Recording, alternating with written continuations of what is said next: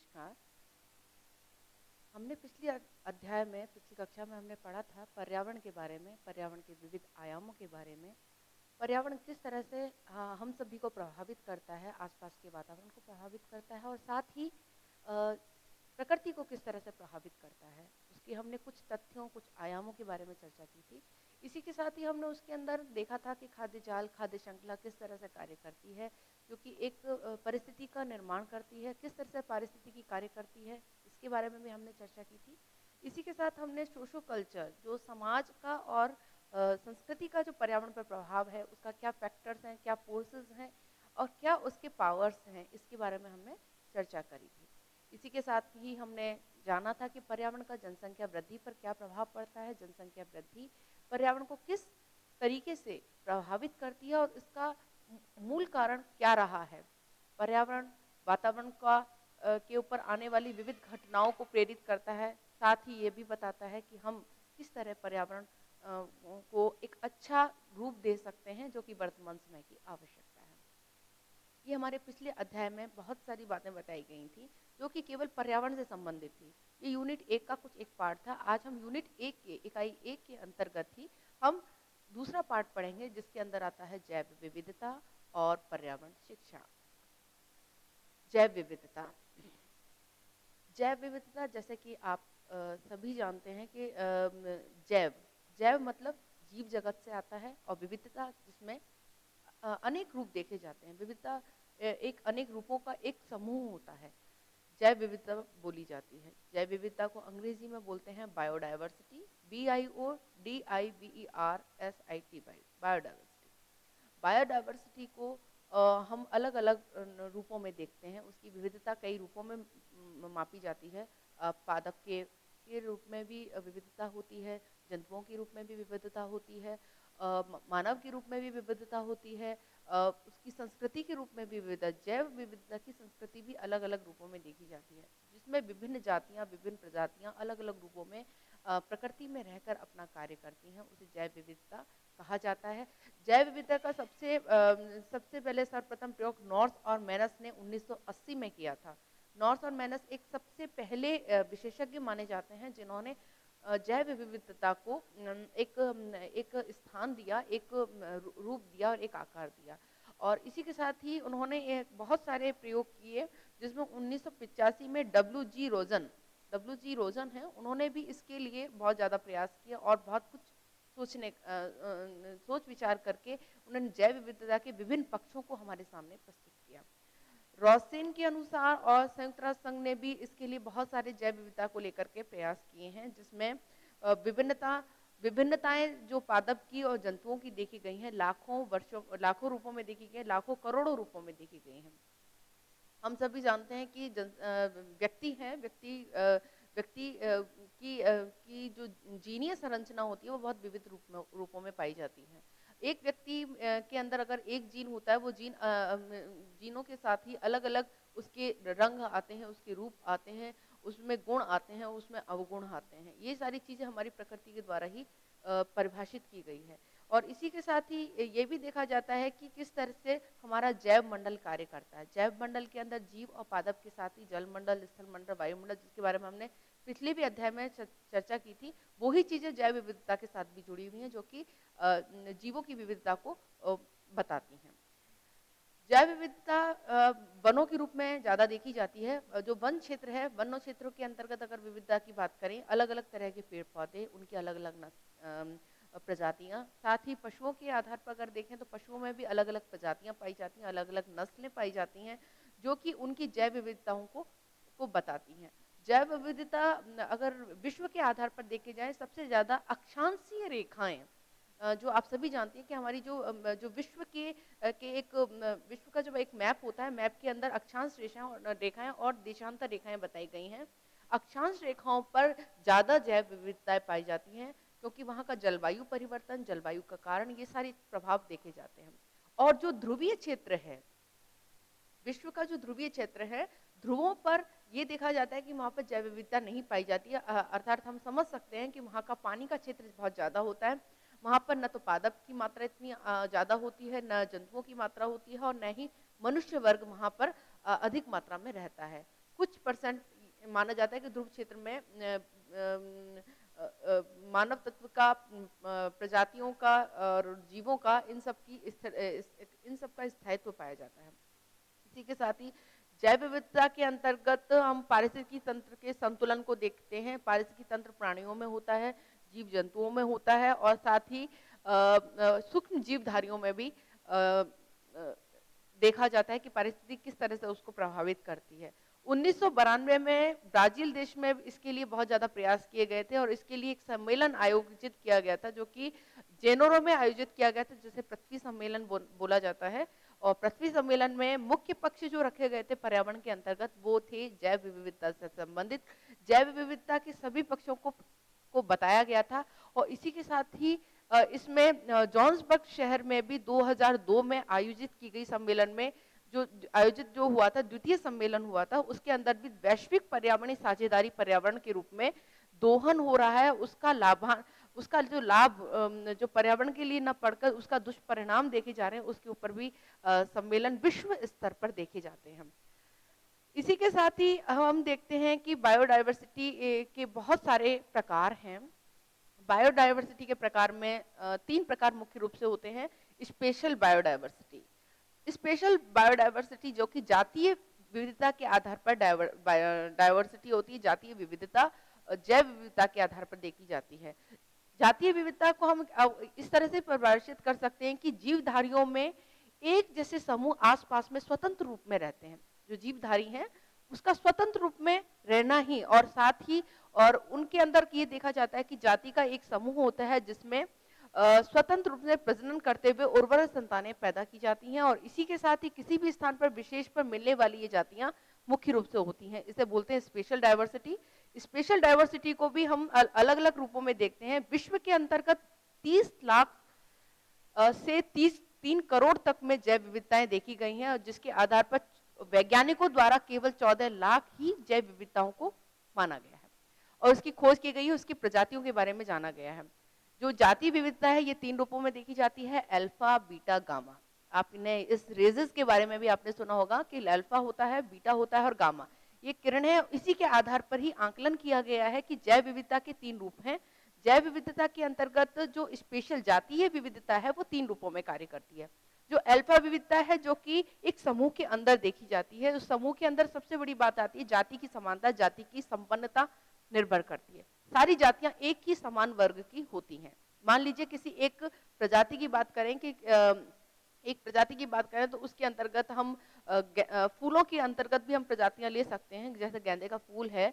या हम बात करें किसी प्रजाति के अंदर किसी फल की बात करें तो उस फल में किसी एक वृक्ष की बात करें तो उसमें हम आम को ले सकते हैं। आम की भी एक ही प्रजातियां ना होकर एक ही प्रजातियों का समूह होगा तो वहां अल्फा हो जाएगा। और जहां विभिन्न प्रजातियां होंगी, आम के भी अलग अलग, आपने देखा होगा अलग अलग किस्म की आमें आती है, अलग अलग किस्म के मौसम के अनुसार आम बाजार में आपको उपलब्ध होते हैं, जो आप अपने रोजमर्रा की जिंदगी में या गर्मियों के समय में उसका लुत्फ भी उठाते हैं। उसी के आधार पर आप ये भी देखते हैं कि उसमें जो विविधताएं होगी वो एक समूह के आधार पर, एक जाति के आधार पर न होगा, वो अलग अलग विभाग के आधार पर देखी जाती हैं। इसी तरह से जो बीटा विविधता है वो सामुदायिक प्रवासों के मध्य बदलते जाति परिवेश के आधार पर होती है। इसमें किसी भी क्षेत्र में जितनी अधिक विषमता होगी, समुदाय के मध्य अधिक विषमताओं के क्षेत्र पाए जाते हैं। और जो गामा क्षेत्र है ये भौगोलिक क्षेत्र में मिलने वाली सभी प्रकार की विविधताएं होती हैं। भौगोलिक क्षेत्र वो क्षेत्र होता है जिसमें सभी प्रकार की जातियां मतलब सार्वभौमिक रूप में रहते हैं। जैसे कि हम लोग सभी हैं, हिंदू, मुस्लिम, सिख, ईसाई, विभिन्न धर्मों के व्यक्ति जब एक साथ रहते हैं वहां पर भौगोलिक क्षेत्र के आधार पर गामा विविधता पाई जाती है। इसी तरह से अलग अलग किस्म की प्रजातियां, चाहे वो पेड़ पौधों की हो, चाहे वो जीव जंतुओं की हो, चाहे वो मानव की हो, तीनों वर्गों की विविधताएं गामा विविधताएं कहलाती हैं। तो इस आधार पर हम देखते हैं कि जातीय विविधताओं का जो रूप है वो अलग अलग रूपों में होता है और उसका अलग अलग इफेक्ट पर्यावरण पर पड़ता है और उसकी जाति विविधता भी अलग अलग देखी जाती है। तो जाति के आधार पर किसी चीज को जानना, पादपों को जानना, पेड़ पौधों को जानना, जंतुओं को जानना, मानव को जानना, ये सारी जाति विविधता जैव विविधता के अंतर्गत आती है। दूसरा जो पक्ष आता है हमारा है इकोसिस्टम बायोडायवर्सिटी या डायवर्सिटी, पारिस्थितिकीय डायवर्सिटी। पारिस्थितिकी तंत्र को हम अंग्रेजी में इकोलॉजी बोलते हैं। आवास का एक अध्ययन करना होता है, इकोलॉजी। इको सिस्टम जो चलता है, एक आवास के आधार पर उसका अध्ययन किया जाता है। जिस आवास में जो प्रजाति रहती है उसका अध्ययन होता है, वो पारिस्थितिकी कहलाती है। पारिस्थितिकी एक ही प्रकार की नहीं होती है, पारिस्थितिकी के 4 मुख्य रूप माने गए हैं, जिसके अंतर्गत पादप पारिस्थितिकी, जंतु पारिस्थितिकी, सम पारिस्थितिकी और जो तीसरी है उसके अंतर्गत मानी जाती है स्व पारिस्थितिकी। पारिस्थितिकी के अंतर्गत सबसे बड़ी चीज जो देखी जाती है कि जो पादप पारिस्थितिकी है उसमें केवल पादपों की वनस्पतियों के संदर्भ में उस पादप जाति का ही अध्ययन किया जाता है। मतलब किसी एक जाति का अध्ययन किया जाएगा और एक जाति के अंतर्गत भी एक कैटेगरी डिवाइड कर दी है, केवल पादप का ही, पादप की एक जाति। फिर इसी आधार पर हम जंतु पारिस्थितिकी उसे कहते हैं कि जहां पर जंतुओं के विभिन्न वर्गों का अध्ययन किया जाता है, उसे जंतु पारिस्थितिकी कहा जाता है। जंतु पारिस्थितिकी के अंतर्गत जंतुओं की जितनी जातियां हैं उसकी भी किसी एक जाति को लेकर के अध्ययन करना जंतु पारिस्थितिकी है। और सम पारिस्थितिकी, स्व पारिस्थितिकी भी इसी के आधार पर कार्य करती है, जिसमें जैसे कि किसी एक जैसे खेजड़ी पौधा है, पादप है, उसका अध्ययन करना वो आ जाता है सम और स्व पारिस्थितिकी के अंतर्गत अध्ययन।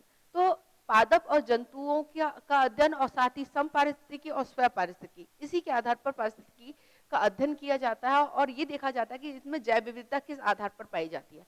खेजड़ी वृक्ष की बात करें तो हमने पहले भी चर्चा करी थी इस विषय में, तो उसी के आधार पर हम खेजड़ी को छोड़ करके हम अगर शीतोष्ण क्षेत्र को देखें, जहाँ ठंडे प्रदेश है, वहां पर जो वृक्ष होते हैं, उन वृक्षों में सबसे बड़ी चीज ये पाई जाती है कि उनके पत्ते जो होते हैं काफी बड़े बड़े होते हैं। जैसे कि राजस्थानी क्षेत्र में देखें, खेजड़ी के जो की पत्ती होगी, खेजड़ी के पेड़ की जो पत्ती होगी वो बहुत छोटी होगी। बल्कि अगर हम देखें कि जो ठंडा प्रदेश है वहाँ की जो पत्तियां हैं वो काफी बड़ी बड़ी होती हैं। तो ये एक विविधता अलग अलग क्षेत्रों में देखी जाती है जो पारिस्थितिकी के ऊपर ही निर्भर करती है। पारिस्थितिकी के अध्ययन के अंतर्गत ये भी देखा जाता है कि हम किस तरह से पारिस्थितिकी को एक संपूर्ण रूप से बचा सकते हैं अपने एक स्व विवेक के द्वारा, अपनी जागरूकता के द्वारा। इसी के साथ ही सबसे बड़ी चीज आ जाती है पारिस्थितिकी के अंतर्गत, जिस प्रकार हम पारिस्थितिकी तंत्र में जैव विविधता को देते हैं उतना ही निर्भर होता है इसका विभिन्न रूपों में संरक्षित रखना, इसका विभिन्न रूपों में विद्यार्थियों को जागरूकता देना, इसका विविध रूपों में शिक्षकों द्वारा समाज को जागरूकता देना, ये सारी चीजें इसी के साथ जुड़ी हुई हैं। फिर आता है हमारा जेनेटिक बायोडायवर्सिटी। जेनेटिक बायोडायवर्सिटी के अंतर्गत जो बात आती है, जीनीय जो संरचना होती है उसमें विविधता होती है।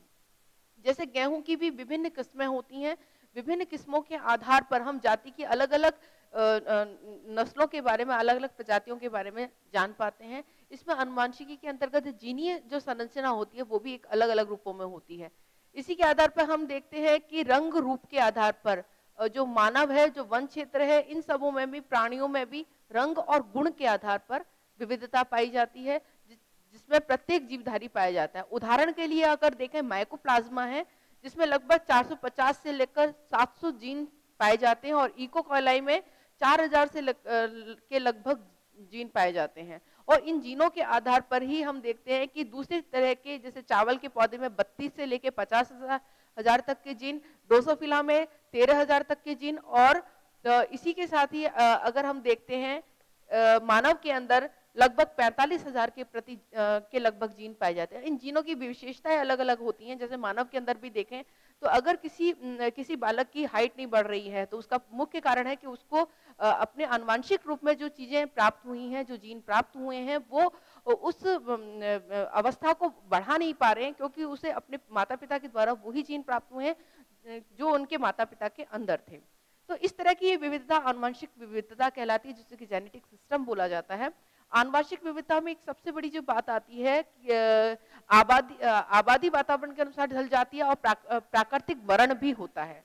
इसमें दो रूप में कार्य करता है, एक तो कृत्रिम रूप में कार्य करता है और एक प्राकृतिक रूप में कार्य करता है।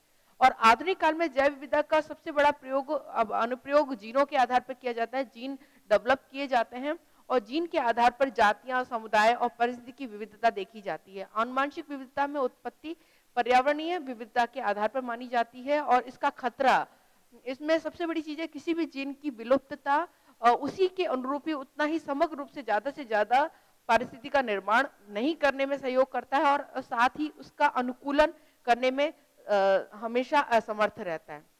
तो यहाँ कहने का तात्पर्य केवल इतना था कि टाइप ऑफ बायोडाइवर्सिटी, जो जैव विविधता के जो 3 रूप हैं, स्पेशल डाइवर्सिटी जो जातीय आधार पर थी, दूसरा इकोसिस्टम डाइवर्सिटी, तीसरा है जेनेटिक डाइवर्सिटी।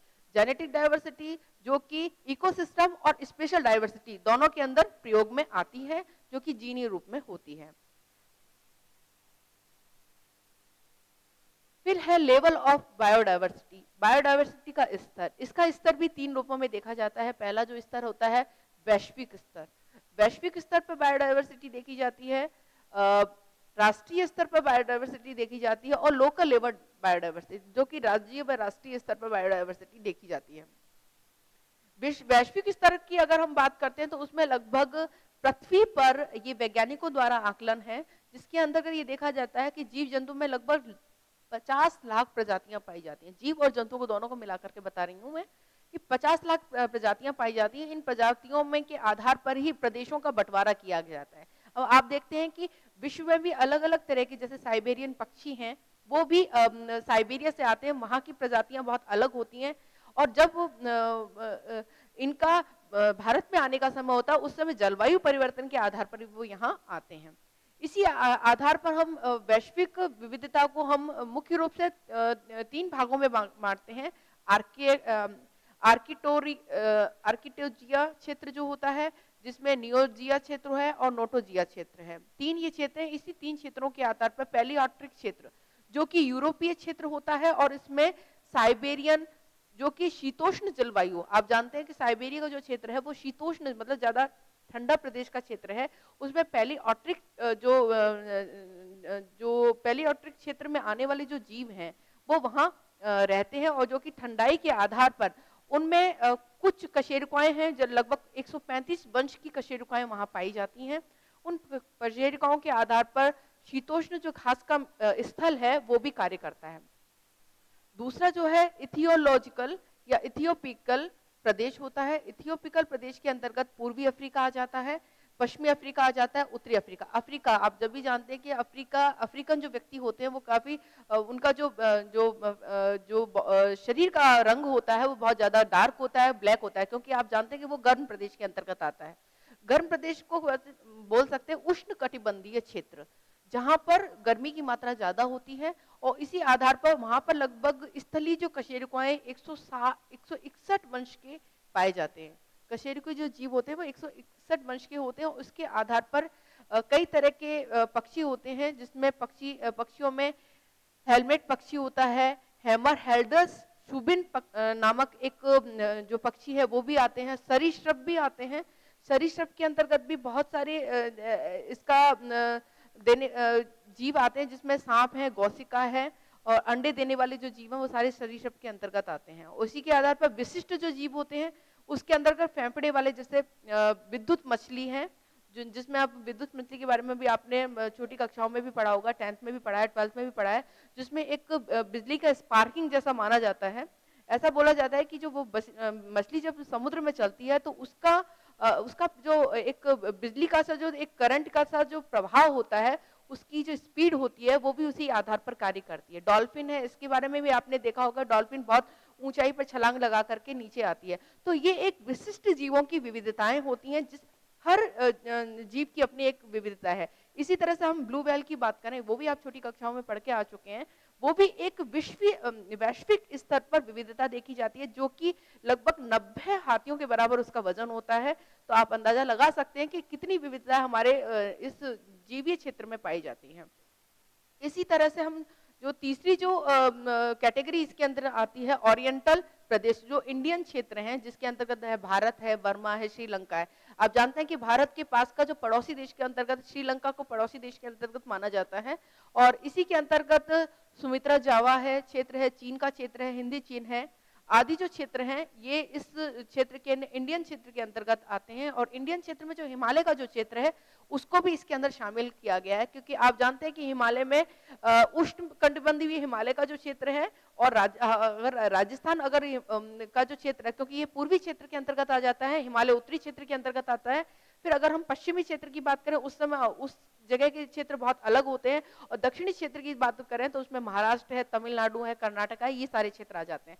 तो आप देखते हैं कि यहाँ पर उष्ण कटिबंध भी है और शीतोष्ण कटिबंधीय, दोनों तरह की जलवायु भारत के अंतर्गत देखी जाती है। और यही जलवायु हम श्रीलंका के अंतर्गत भी देखते हैं, जावा जो सुमित्रा जावा जो देश है उसके अंतर्गत भी देखते हैं, और चीन के अंतर्गत भी देखते हैं, जिसमें उष्ण कटिबंधीय क्षेत्र भी आते हैं और शीतोष्ण कटिबंधीय क्षेत्र भी आते हैं। इसमें लगभग देखा जाता है कि जो स्थलीय कशेरुकें 153 के वंश के आधार पर मापी जाती हैं, और इसमें लगभग 24,000 से लेकर के 3,000 तक के मीटर के क्षेत्र में, ये हिमालय क्षेत्र में ये स्थल उच्च स्थल के आधार पर यहाँ जीव विचरण करते हैं। इसमें बहुत सारे क्षेत्र होते हैं वनों के आधार पर, कुछ होते हैं जंतुओं के आधार पर, कुछ होते हैं प्रादेशिक विभिन्नताओं के आधार पर, कुछ होते हैं मछलियों में उत्पन्न प्रजातियों के आधार पर, कुछ होते हैं पक्षी के इथेपियन क्षेत्र के आधार पर। और इसमें भी अलग अलग तरह के जो क्षेत्र पाए जाते हैं। इसमें है पक्षी में जैसे चौड़ी चोंच वाले जो पक्षी होते हैं वो आते हैं, मछलियां होती हैं, मछलियों की भी अलग अलग उनका आकार होता है। और सरीसृप जो क्षेत्र है, जो घड़ियाली जो क्षेत्र है, सांप, जमीनी कछुआ है, ये सारे उष्ण और शीतोष्ण दोनों कटिबंधीय वाले क्षेत्रों में जैसे कि भारत, चीन, इनके अंतर्गत आते हैं। इसी के आधार पर बहुत सारे जीवों में अगर विविधताएं देखें, वैश्विक ग्लोबल बायोडायवर्सिटी के अंतर्गत देखते हैं, तो उसमें आप देखते हैं कि यहाँ के जो भारत क्षेत्र का जो कौवा होगा, भारत क्षेत्र का जो कबूतर होगा, भारत क्षेत्र का जो तोता होगा, पैरट होगा, ये सारी की सारी इनमें विविधताएं अन्य देशों जो कि शीतोष्ण क्षेत्र में भी पाई जाती है उनमें बहुत ज्यादा डिफरेंस होता है। आकार के आधार पर होता है, रंग रूप के आधार पर होता है, उनकी शारीरिक बनावट के आधार पर होता है। तो ये विविधताएं अलग अलग क्षेत्रों में देखी जाती हैं। चावल हमारे यहाँ भी होता है, भारत में भी होता है, चावल हम अन्य देशों में भी होता है। तो अगर उनकी विविधताएं देखें, उनके स्वाद को देखें तो बहुत अंतर होता है। अगर हम थोड़ा सा इस बात को भी जानते हैं कि बाजरा जो क्षेत्र बाजरा है, बाजरा की भी विविधताएं अलग अलग प्रजातियां होती है, तो वो केवल जलवायु परिवर्तन और वैश्विक आधार पर ही देखी जाती है कि उनके स्वाद में अंतर, उनके प्रजाति में अंतर, ये मापा जाता है। इसी तरह से ऑस्ट्रेलियन प्रदेश है, तो ऑस्ट्रेलिया जो कि निकटवर्ती द्वीप समूह है, इसमें लगभग स्थलीय कशेरुकियां 134 वंश के आधार पर पाई जाती हैं। और इस ऑस्ट्रेलियन प्रदेशों के अंतर्गत सबसे बड़ी बात आती है जो सरीसृप होता है, विशिष्ट जीव होती है, जैसे चींटी खोरा है, ये एक ऑस्ट्रेलिया प्रदेश में पाए जाने वाला जीव है। कंगारू है, आप सभी जानते हैं कि ऑस्ट्रेलिया में कंगारुओं की मात्रा होती है, और इस आधार पर ब्राजील चिली नाम का कुछ एक जीव है वो पाए जाते हैं। तो ये ऑस्ट्रेलियन प्रदेश के आधार पर देखा जाता है कि इसमें तास्मेनिया जो क्षेत्र आ जाता है वो भी एक वैश्विक स्तर पर देश को देखा जाता है कि यहाँ पर की जो प्रजातियां वो भी विविध प्रकार की होती हैं। इसी तरह से नियोट्रॉपिकल प्रदेश है, इसमें उष्ण कटिबंधीय जलवायु प्रदेश पाए जाते हैं, और इसके अंतर्गत लगभग 155 वंशज कशेरुकीय पाए जाते हैं। उन कशेरुकों के आधार पर जो पक्षी होते हैं उनका आकार, रंग अलग अलग होता है, जिसमें अमेरिकन क्रिपर और मोनोकिंस आदि तरह के जो जीव पाए जाते हैं, जो पक्षी पाए जाते हैं। और न्यू आर्कटिक प्रदेश में कैलिफोर्निया आ जाता है, कनाडा क्षेत्र आ जाता है, और इसके अंतर्गत भी हम कशेरुकाओं की संख्या लगभग 155 के आसपास मापते हैं। तो इस आधार पर हम देखते हैं कि बायोडायवर्सिटी की विविधता 6-7 रूपों में अलग अलग क्षेत्रों के आधार पर मापी जाती है। राष्ट्रीय जैव विविधताओं के आधार पर अगर आप देखें नेशनल बायोडायवर्सिटी जो राष्ट्रीय स्तर पर है, तो ये यहाँ का जो जलवायु क्षेत्र है वो अलग अलग होता है, और अलग अलग क्षेत्रों के आधार पर भी हम इसका आकलन कर पाते हैं। जैसे है वेस्टर्न हिमालय, पश्चिमी हिमालय, क्योंकि यहाँ पर हिमपात ज्यादा होता है, बर्फबारी ज्यादा होती है, और इस आधार पर यहाँ पर हिमपात जो होता है वो 100 सेंटीमीटर से लेकर के 200 सेंटीमीटर तक होता है, और जो कि सभी ऊंचाई वाले क्षेत्र पर ज्यादा प्रभाव डालता है। ऊंचाई वाले क्षेत्रों में एल्पाइन है, टेम्परेट है, सेबोनमेंट है आदि ऐसे जो क्षेत्र हैं, जो कि हिमालय के जो क्षेत्र हैं वहां पर अपना अलग अलग ताप रखते हैं, अलग अलग हिमपात होता है, कहीं हिमपात की मात्रा ज्यादा होती है और कहीं हिमपात की मात्रा कम होती है। इसी तरह से पूर्वी हिमालय है, पूर्वी हिमालय की अगर हम बात करते हैं तो पूर्वी हिमालय में सिक्किम से लेकर के ऊपरी आसाम तक, सिक्किम और आसाम का जो क्षेत्र है वो सारा का सारा पूर्वी हिमालय का क्षेत्र है, जहाँ पर बांस है, सलमान है, अमलताश है, शीशम है, सीरम है, इस तरह के अलग अलग वृक्ष पाए जाते हैं। और इनकी ऊंचाई भी 5,500 मीटर तक की ऊंचाई की हिम रेखा होती है, और ये 3 जलवायु क्षेत्र में पाई जाती हैं। तो ये है अपना ईस्टर्न हिमालय, जो पूर्वी हिमालय है। वेस्टर्न डेजर्ट, वेस्टर्न डेजर्ट की बात करें तो पश्चिमी मरुस्थल, हमारा जो राजस्थान है वो पश्चिमी मरुस्थल के अंतर्गत आता है। इस मरुस्थल के अंतर्गत सबसे बड़ी चीज देखी जाती है, राजस्थान है, गुजरात का क्षेत्र है, कच्छ का क्षेत्र है, ये सारे पश्चिमी मरुस्थलीय क्षेत्र हैं। यहाँ जो जीव और जातों की प्रजातियां हैं वो अलग अलग रूपों में पाई जाती हैं, जिसमें आकड़ा है, रोहिड़ा है, खेजड़ी है, बबूल है, केर है, थोर है, पीलू है, खंकरा है, आदि अलग अलग तरह के जो राजस्थानी क्षेत्र में पाए जाने वाले जो वृक्ष हैं वो आते हैं। फिर आता है जेनेटिकल प्लेन्स, जिसको बोलते हैं गंगा का मैदानी क्षेत्र, जिसमें उत्तर प्रदेश है, बिहार का क्षेत्र है, बांग्लादेश का, जिसमें शीशम पाया जाता है, साल पाया जाता है, ताड़ पाया जाता है, कटहल पाया जाता है, आदि ऐसे कुछ वनस्पतियां हैं जो पाई जाती हैं, जो गंगा ब्रह्मपुत्र डेल्टा मार्ग में देखी जाती हैं। तो ये हो जाए गंगा का मैदानी जो क्षेत्र है वहां पर ये पाया जाता है।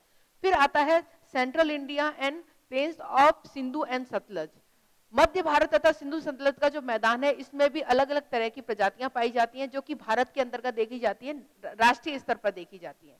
और इसके अंदर सबसे बड़ी बात है रबड़ है, नारियल है, इस तरह की चीजें हैं, सागवान है, अर्जुन है, तेंदू का पत्ता है, ये सारी चीजें इसके अंतर्गत आती हैं। और जो सफेदा है, अब शीशम है, सफेदा आपने देखा होगा, उसकी ऊंचाई भी काफी ज्यादा होती है, जो कि सेंट्रल इंडिया और जो सिंधु सतलज का वहां पर पाई जाती हैं। नेक्स्ट है आपका ईस्टर्न घाट और western Ghat and Sahyadri Malabar zone, जो कि आपका जो पश्चिमी घाट है वह सह्याद्री मालाबार जो क्षेत्र है वहां पर भी प्रजातियां अलग अलग तरह की पाई जाती हैं। वहां जो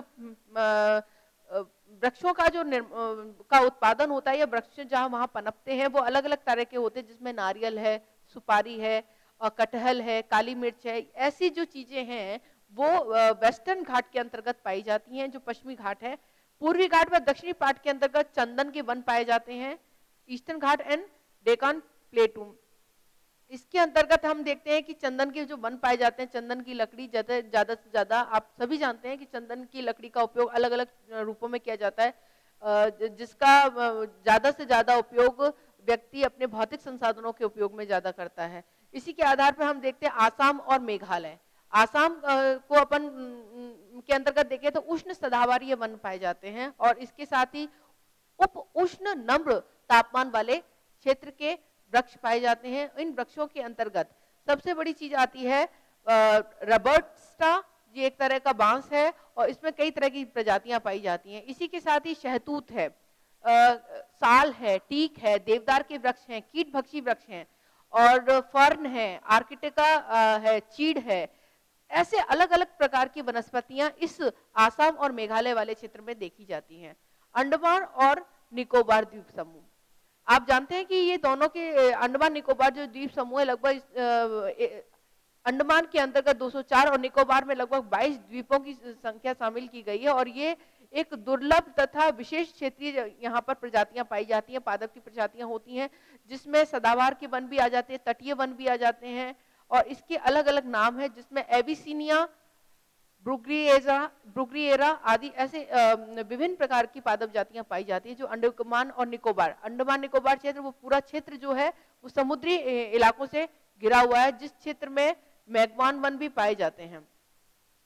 तो इस आधार पर हमने देखा कि लेवल ऑफ बायोडायवर्सिटी अलग अलग थी, ग्लोबल लेवल की अलग थी, नेशनल लेवल की बायोडायवर्सिटी अलग थी। अब आती है बात लोकल लेवल बायोडायवर्सिटी, राज्य स्तरीय या क्षेत्रीय स्तरीय बायोडायवर्सिटी। इसमें भी अलग अलग रूप होते हैं, और इसमें पाई जाने वाली जातियों की विविधताएं अलग अलग होती हैं, जैसे कि दक्षिणी पूर्वी मैदान है, पहाड़ी प्रदेश है, मरुस्थलीय प्रदेश है। तो इन तीनों क्षेत्रों के आधार पर देखें तो अलग अलग जातियां, अलग अलग प्रजातियां पाई जाती हैं, जिसमें गंभीरी नदी है, बनास नदी है, चंबल नदी है, ये भी क्षेत्रीय आधार पर होती हैं, और इसी के आधार पर ही हम अलग अलग तरह के बांस है, सागवान है, तेंदुआ पत्ता है, और महुआ है, ऐसे अलग अलग तरह के हम वृक्षों का उत्पादन क्षेत्र के आधार पर करते हैं। मरुस्थलीय क्षेत्रों में अगर हम बात करते हैं, मोटे तौर पर हम खेजड़ी है, घास है, सेवन की घास है, और रोहिड़ा है, थुहर है, बेर है, आंकड़ा है, ये जो क्षेत्र हैं ये लगभग मरुस्थलीय क्षेत्रों में वृक्ष पाए जाते हैं। और इसी के साथ में हम बात करते हैं जैव विविधता में पशुओं के आधार पर, तो इसमें चिंकारा है, काला हिरण है, गुडावन है, पक्षी, तिलोर, चील, ये अलग अलग प्रकार की जो जंतु की प्रजातियां पाई जाती हैं। इसी के साथ में हमने यहाँ लोकल बायोडायवर्सिटी में 3 चीजें देखी, वैश्विक स्तर पर बायोडायवर्सिटी, राष्ट्रीय स्तर पर बायोडायवर्सिटी और राज्य स्तर पर बायोडायवर्सिटी। इन तीनों ही बायोडायवर्सिटी में हमने इस चीज को समझा है कि वैश्विक स्तर पर भी वही विभिन्नताएं, जैव विविधताएं पाई जाती हैं जो कि राज्य स्तर पर पाई जाती हैं, जो राष्ट्रीय स्तर पर पाई जाती हैं। तो विविधताओं, अब हम अनुमान लगा सकते हैं कि हमारे जो भारतवर्ष के अंतर्गत या विश्व में जितनी भी जातियां हैं विविधताओं के आधार पर ही आती हैं, चाहे वो मानव हो, चाहे वो जंतु हो, चाहे वो पादप।